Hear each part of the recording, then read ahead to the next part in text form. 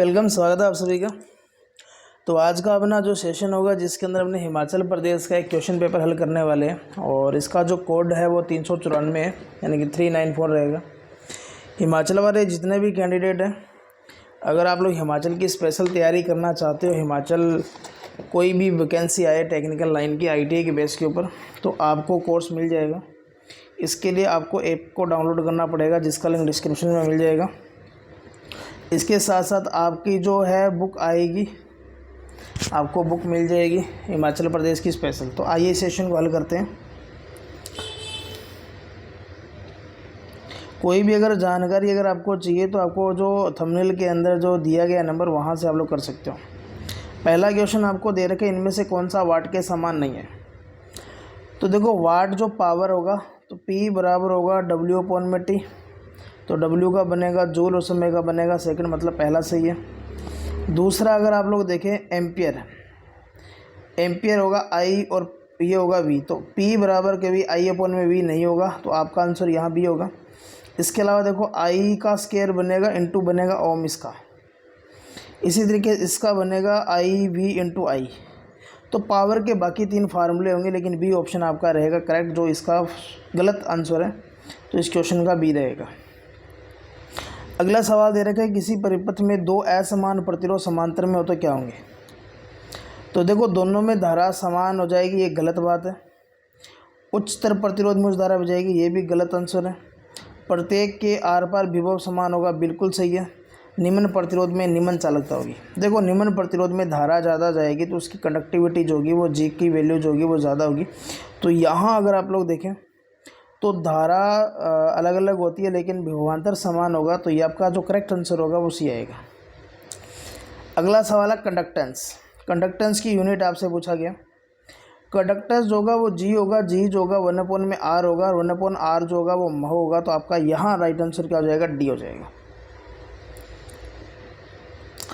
अगला आपको दिया गया है कि 100 वाट 200 वोल्ट लैंप का प्रतिरोध क्या होगा। देखो, अगर आपको R निकालना है तो V स्क्वायर अपॉन में क्या करेंगे, P करेंगे। वोल्टेज का स्क्वायर होगा 200 इंटू 200, पावर हो जाएगा 100। इसको जब काटेंगे तो 200 को 2 से गुणा करेंगे तो कितना आएगा, 400। तो आपका यहाँ आ जाएगा 400 ओम। तो इस समय इस लैंप का जो रेजिस्टेंस होगा वो कितना आएगा, 400 ओम, यानी इस क्वेश्चन का C राइट आंसर है। अगला सवाल है कि ओम का नियम किस पर लागू नहीं होता। इंपॉर्टेंट क्वेश्चन है। देखो, DC सर्किट पर लागू होगा, उच्च धारा परिपथ पर भी लागू होगा, निम्न प्रतिरोध पर होगा, लेकिन सेमीकंडक्टर पर नहीं होता क्योंकि सेमीकंडक्टर का जो ताप गुणक होता है वो NTC होता है। तो इस क्वेश्चन का आपका D राइट आंसर होगा। अगला सवाल है कि चार्जिंग के दौरान लेड एसिड बैटरी का जो इलेक्ट्रोलाइट होगा वो क्या हो जाता है। देखो, चार्जिंग अगर बैटरी फुल चार्ज है तो 1.26 होगा और 50% होगा तो 1.20 होगा और आधा चार्ज है तो डिस्चार्ज है तो 1.15। तो इलेक्ट्रोलाइट की जो स्थिति होगी वो हाइड्रोमीटर से जांच करेंगे। इस समय आपका जो स्ट्रॉन्ग होगा, प्रबल होगा, यानी कि गाढ़ा हो जाएगा, 1.26 हो जाएगा। इसको आप लोग गाढ़ा भी लिख सकते हो। तो इस क्वेश्चन का आपका A राइट आंसर रहेगा। अगला सवाल है कि इनमें से किस सेल में रिवर्सिबल केमिकल रिएक्शन होती है। रिवर्सिबल का मतलब ये होगा जिसको आप लोग दोबारा चार्ज कर सकते हो। देखो, कार्बन जस्ता सेल है, ये आपका प्राइमरी है, ये भी प्राइमरी है और ये भी प्राइमरी। तो लेकिन जो लेड एसिड है ये सेकेंडरी सेल है। जितने भी सेकेंडरी सेल होते हैं जिनको आप लोग दोबारा चार्ज कर सकते हो, जैसे निकल आयरन हो गया, निकल कैडमियम हो गया। इसके अलावा आपने मोबाइल के अंदर लिथियम आयन की बैटरी देखी होगी। चारों बैटरियाँ जो है वो आप लोग दोबारा चार्ज कर सकते हो। तो यहाँ आपका A इस क्वेश्चन का राइट आंसर होगा। अगला सवाल दे रखे कि ऐसी परिपथ में जो पावर की खपत होगी केवल इसमें होगा, यानी कि सवाल में पूछा गया है कि आपका जो पावर खपत करेगा वो इनमें से कौन सा घटक करेगा। इसका मतलब L है, इसका मतलब C, इसका मतलब R है। इन दोनों का जो पावर फैक्टर होगा वो 0 होगा। इसका मतलब पावर लॉस नहीं करेंगे, ओनली जो पावर लॉस करेगा वो रेजिस्टेंस करेगा। तो इस क्वेश्चन का आपका राइट आंसर होगा वो C होगा। अगले सवाल में दे रखा है किस जनित्र को स्टार्ट नहीं किया जा सकता यदि अवशिष्ट चुंबकता नहीं है। ठीक है,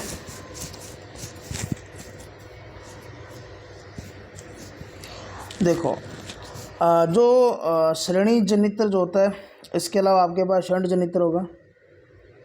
ठीक है, इन दोनों यदि किस जनित्र को स्टार्ट नहीं किया जा सकता यदि वहाँ अवशिष्ट चुंबकता नहीं है। देखो पृथक उत्तेजित को अवशिष्ट चुंबकत्व नहीं चाहिए, बाकी सीरीज और शंट दोनों को चाहिए। तो ये क्वेश्चन थोड़ा गलत है, क्योंकि यहाँ इस क्वेश्चन का आंसर होना चाहिए बी और सी। इन दोनों को अपने स्टार्ट नहीं कर सकते, क्योंकि इनमें अगर अवशिष्ट चुंबकत्व नहीं होगा तो।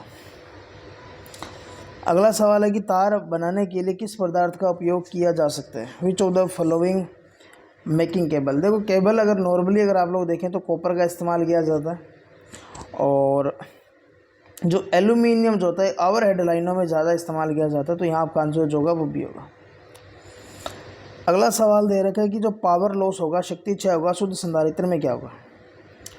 तो अभी ऊपर एक क्वेश्चन था जिसके अंदर मैंने आपको बताया था कि जो कलांतर होगा वो 90 डिग्री होगा, और कोस 90 की वैल्यू क्या होती है 0। तो पावर फैक्टर 0 होगा, तो इसका मतलब इसका शक्ति क्षय भी क्या होगा 0। तो यहाँ आपका राइट आंसर क्या हो जाएगा, ए इस क्वेश्चन का करेक्ट आंसर है। अगला सवाल है कि जब कोई चालक चुंबकीय फ्लक्स को काटता है तो उसमें विद्युत वाहक बल उत्पन्न होता है। आपने ऐसे देखा होगा, ये आपका चुंबकीय क्षेत्र, ये आपका चालक है, जब इसका फ्लक्स काटेगा तो इसमें ईएमएफ बनेगा। तो ये फेराडे का नियम है, और इस क्वेश्चन का आपका राइट आंसर क्या हो जाएगा, ए हो जाएगा। अगला सवाल दे रखा है कि रेसिप्रोकल ऑफ परमेबिलिटी, चुंबकशीलता का जो व्युत्क्रमानुपाती क्या होगा। ठीक है, तो देखो परमेबिलिटी का उल्टा जो होगा वो रिलेक्टिविटी होता है। तो इस क्वेश्चन का आपका बी करेक्ट आंसर होगा। अगला सवाल ये है कि निर्वात नलिका की अपेक्षा ट्रांजिस्टर का लाभ क्या होता है। देखो ट्रांजिस्टर उष्मा की आवश्यकता नहीं होती, हीट उत्पन्न नहीं होता इसके अंदर। दूसरा छोटा आकार होता है, शक्ति खपत कम होगा। तो इस क्वेश्चन का डी करेक्ट आंसर होगा। सवाल दे रखे कि पावर ट्रांजिस्टर को सदा इसके साथ दिया जाता है। देखो पावर जो ट्रांजिस्टर होगा इसके अंदर क्या होगा, हीट उत्पन्न होती है, और हीट को कम करने का काम करती है हीट सिंक। ठीक है, ऑप्शन बी इंग्लिश में देख सकते हो। और हीट सिंक बनी होती है एल्यूमिनियम की, ये ध्यान में रखेंगे। तो इस क्वेश्चन का आपका बी करेक्ट आंसर होगा। अगला दे रखा है कि लेप वाइंडिंग जो होती है इसमें ब्रश की संख्या किस के बराबर होगी। तो लेप वाइंडिंग जो होगी, ब्रशों की संख्या किसके बराबर होगी। तो इस क्वेश्चन का आपका राइट आंसर आ जाएगा 2 इंटू पोल हो जाएगा। ठीक है, सॉरी यहाँ इसका थोड़ा सा ऑप्शन गलत है, इसका आएगा पोल की संख्या के बराबर। पोल अगर 2 है तो आपका ब्रशों की संख्या भी 2 होगी, लेकिन अगर ये वेव दिया होता उस समय आपका यहाँ 2 होता। तो इस क्वेश्चन का ऑप्शन भी गलत है। अगला दे रखे कि स्कॉट जोड़ में मुख्य ट्रांसफार्मर में सेंटर टेप किसके ऊपर होता है। देखो स्कॉट कनेक्शन का अगर मैं डायग्राम बनाता हूँ तो इस तरीके से बनेगा। ठीक है, और यहाँ एक वाइंडिंग होगी जो सेकेंडरी का काम करेगी, इसकी प्राइमरी साइड आ जाएगी, और ये सेकेंडरी। सवाल में दे रखा है Scott the main transfer centre tapped. Main transformer होता है वो सेंटर टेप किसके द्वारा होगा। तो ये प्राइमरी वाइंडिंग के द्वारा सेंटर टेप होगा। तो इस क्वेश्चन का आपका एक करेक्ट आंसर हो जाएगा। सवाल दिया गया कि वितरण ट्रांसफार्मर में क्या होगा। देखो वितरण ट्रांसफार्मर जो होता है वो 24 घंटे ऑन होगा, यानी एनी टाइम वोल्टेज रहती है, और वोल्टेज के कारण होता है आयरन लॉस। लेकिन इसकी जो डिज़ाइनिंग जब की जाती है तो उस समय इस आयरन लॉस को कम रखा जाता है। इसका मतलब इसमें कोर हानि जो होगी वो कॉपर हानि से कम होती है, कोर हानि कॉपर हानि से कम होगी। एक डाउटफुल वाला क्वेश्चन है, क्योंकि नॉर्मली अपने क्या करते हैं कि वोल्टेज के साथ एनी टाइम कनेक्टेड है, तो अपने यहाँ सोचते हैं कि ये इसमें आयरन लॉस होगा वो ज़्यादा होगा, लेकिन इसकी डिज़ाइनिंग में ये काम किया जाता है कि इसकी कोर लॉस कम हो। बहुत ही अच्छा क्वेश्चन है, इंपॉर्टेंट क्वेश्चन है। अगला सवाल देखिए, सवाल दे रखे किसी ट्रांसफार्मर का जो चुंबकीय फ्लक्स का जो प्रतिष्ठम होना पथ जो होना चाहिए वो क्या होना चाहिए। देखो ट्रांसफार्मर जब काम क्या करेगा, जो फ्लक्स जब गुजरेगा तो इस कोर से गुजरने का काम करता है, और इस कोर का जो रिलक्टेंस होगा वो क्या होना चाहिए, कम। तो इस क्वेश्चन का राइट आंसर क्या होगा, ए होगा। रिलक्टेंस का मात्रक ध्यान में रखना, एम्पीयर टर्न प्रति क्या होगा, वेबर होता है। सवाल दिया गया कि शून्य भार अवस्था के अधीन निम्न में से कौन सी हानि नगण्य होगी। अगर आपके पास लोड नहीं है इसका मतलब धारा की वैल्यू 0 है। जब धारा की वैल्यू 0 होगी तो I²R यानी कि आपका जो कॉपर लॉस होगा वो 0 होगा। तो इस क्वेश्चन का सी राइट आंसर होगा। सवाल दिया गया कि ट्रांसफार्मर जो उसकी कोर को पटलित करके किसको निर्मित किया जाता है। हिस्टेरिसिस हानि को अगर आपको कम करना है तो इस समय आप लोग काम क्या करेंगे, सिलिकॉन स्टील की कोर का इस्तेमाल करेंगे। और भंवरदार हानि को कम करने के लिए आप लोग लेमिनेटेड करोगे। तो इस क्वेश्चन का भी करेक्ट आंसर है। सवाल दिया गया कि शंट मोटर और जनरेटर की स्थिति में निम्न के निर्धारण के लिए मंदन टेस्ट किया जाता है। देखो मंदन टेस्ट आप लोगों ने देखा होगा। देखो 3 टेस्ट होते हैं। एक तो होता है ब्रेक टेस्ट। ब्रेक टेस्ट होता है सीरीज मोटर के साथ आपकी स्पीड कंट्रोल करने के लिए। और इसके अलावा जो आपका हो जाए हॉपकिंसन टेस्ट, ये सीरीज मोटर के साथ होता है एफिशिएंसी ज्ञात करने के लिए, लोड पर किया जाता है। एक आपका होगा स्विनोवन जो नो लोड पर करेंगे, शंट के साथ करेंगे। और एक आपका होगा मंदन टेस्ट यानी कि रिटार्डेशन टेस्ट, ठीक है। इसको रनिंग डाउन टेस्ट भी कहा जाता है। ये करेंगे शंट के साथ और ये काम क्या करेगा, स्ट्रे लॉस को ज्ञात करेगा। तो आपका यहाँ जो करेक्ट आंसर होगा वो डी हो जाएगा, ठीक है। ये आपका दूसरा पार्ट आ चुका है, मैकेनिकल का पार्ट। एक क्वेश्चन देखो, ये इसके अंदर मिक्स क्वेश्चन है। ये 1 हॉर्स पावर किसके बराबर होगा, तो 1 हॉर्स पावर आपको पता है या तो 735.5 के होगा या 746। ये मीट्रिक प्रणाली के अंदर माना जाता है। ये ब्रिटिश, तो ब्रिटिश प्रणाली के हिसाब से अगर देखें, 4 ऑप्शन के हिसाब से देखें तो आपका ए करेक्ट आंसर होगा।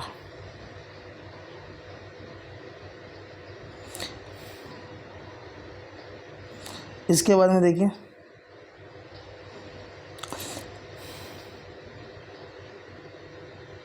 सवाल दिया गया कि किस डिग्री सेल्सियस में किस तापमान पर इलेक्ट्रोलाइट का विशिष्ट घनत्व। देखो विशिष्ट घनत्व कमरे के तापमान पर चेक किया जाता है और ये होगा 27 डिग्री, ठीक है। और इसकी जो वैल्यू होगी 1.205 इतना होना चाहिए। अगला है कि एक पूर्ण आवेशित बैटरी का घनत्व क्या होगा। जब पूर्ण आवेशित होगा तो आपको बताया था 1.26 होगा। 1.26 ऑप्शन में नहीं है तो आपका क्या हो जाएगा 1.200। CNG का मैं आपको बता दूं कंप्रेस्ड नेचुरल गैस होगा। तो आपका ए इस क्वेश्चन का राइट आंसर होगा। अगला सवाल है कि ऑटोमोबाइल्स के अंदर आप लोग कौन सी बैटरी का इस्तेमाल करते हैं। तो ऑटोमोबाइल में आपकी लेड एसिड बैटरी होती है। मोबाइल के अंदर अगर आपसे पूछ ले तो लिथियम आयन होती है। और रेलगाड़ी या हॉस्पिटल के अंदर पूछ ले तो वहाँ आप लोग जो करते हो, ठीक है। एक देखिए कार्य करने की क्षमता जो होती है उसको ऊर्जा कहते हैं। इंजन के अंदर जो पावर डेवलप होती है उसको IHP इंटीग्रेटेड हॉर्स पावर कहते हैं। बैटरी का जो विशिष्ट घनत्व जो होता है वो हाइड्रोमीटर से मापा जाता है। तापमान इससे मापा जाता है और मैनोमीटर से दाब मापा जाता है गैसों का। अब आगे इलेक्ट्रिकल सवाल देखिए। देखो अगला दे रखा है कि नोट गेट में कितने इनपुट होंगे। जब नोट गेट आप लोग सिंबल बनाएंगे तो इसमें एक इनपुट होगा एक आउटपुट होगा। तो एक इस क्वेश्चन का राइट आंसर है। अगला सवाल है कि धारा को किस में मापा जाता है। तो धारा एम्पियर में होगी, वोल्टेज वोल्ट में होगी, पावर वाट के अंदर होगा और रेजिस्टेंस आपका ओम के अंदर होगा। अगला सवाल है कि ओम के नियम के अनुसार क्या सही है। तो ओम का जो नियम होगा वो V बराबर I/R होना चाहिए। तो आपका ए राइट आंसर होगा।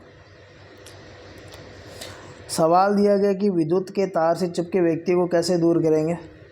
तो ये ध्यान में रखना, आप लोग काम क्या करेंगे, सूखी लकड़ी का प्रयोग करेंगे। सूखी लकड़ी का प्रयोग करेंगे, उसको धक्का देंगे, तो ये काम होगा आपका ए इस क्वेश्चन का राइट आंसर होगा।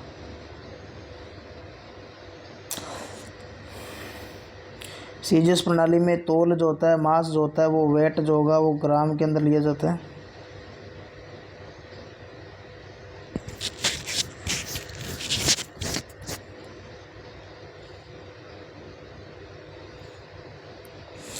अगला देखो, अगला सवाल दिया गया है कि जो सोल्डर जो होगा किसका मिश्रण होगा। तो सोल्डर आपको पता है टिन और शीशे का मिश्रण होगा। हालांकि सोल्डर के अलग अलग प्रकार होते हैं। प्लम्बर सोल्डर हो गया आपका, टिनमैन सोल्डर हो गया, फाइन सोल्डर हो गया, इलेक्ट्रीशियन सोल्डर हो गया।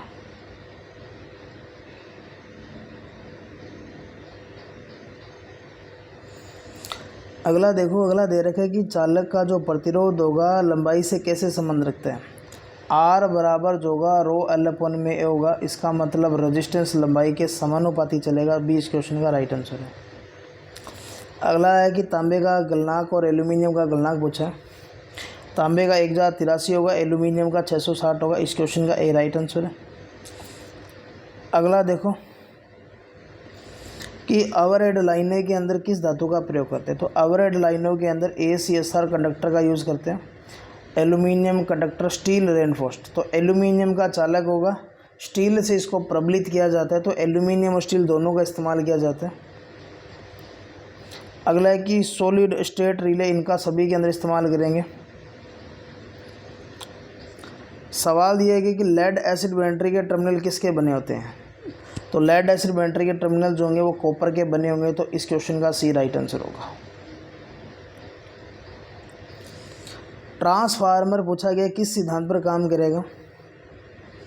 तो देखो इसमें फ्लेमिंग का रूल तो नहीं लगेगा, Faraday law of electromagnetic mutual induction, इसको आप लोग कर सकते हो।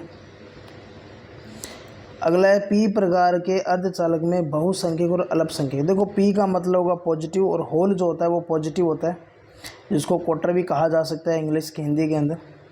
और बहुसंख्यक आपका जो होगा होल होगा, और अल्पसंख्यक जो होगा वो आपका होगा इलेक्ट्रॉन। तो यहाँ थोड़ा सा गलत लग रहा है मेरे को ऑप्शन चारों ही।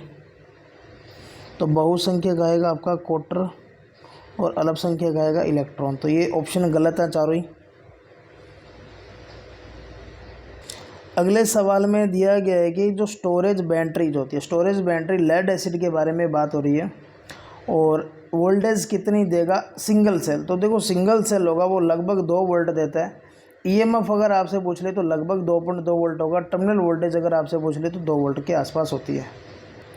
तो यहाँ इस क्वेश्चन के अंदर जितना इलेक्ट्रिकल का पार्ट था वो मैंने आपको करवा दिए। अगर आपको बुक से रिलेट कोई जानकारी चाहिए, आपको कोर्स से रिलेट कोई जानकारी चाहिए, तो आपको सभी चीज़ें इसके अंदर मिलने वाली है। आपको बस एक ही काम करना है, आपको इस नंबर पर व्हाट्सएप पर मैसेज करना है। एप्लीकेशन का लिंक आपको डिस्क्रिप्शन में मिल जाएगा, और काफ़ी अच्छा कंटेंट है। आप लोग जब डेमो देखेंगे तो आपको आइडिया लग जाएगा। तो मिलेंगे नेक्स्ट वीडियो में, तब तक के लिए धन्यवाद।